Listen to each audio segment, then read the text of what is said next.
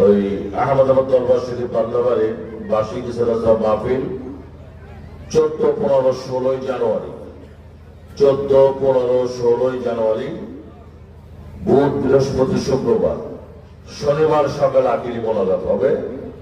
আমাদের 16 তারিখ শেষের দিন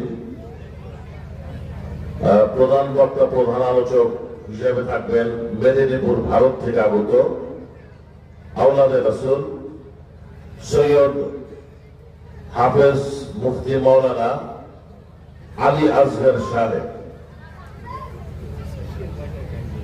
আপনারা আরো অন্যান্য ওলামায়ে কেরাম থাকবেন। আমি আপনাদেরকে দাওয়াত দিলাম কমপক্ষে 16 তারিখ শুক্রবার, বুধ, বৃহস্পতি, শুক্রবার। আমি এখানে পোস্টার পাঠাবো, যথাসময় পোস্টার পাঠিয়ে দেব। আমি আপনাদেরকে দাওয়াত দিলাম, আন্তরিকভাবে দাওয়াত দিচ্ছি।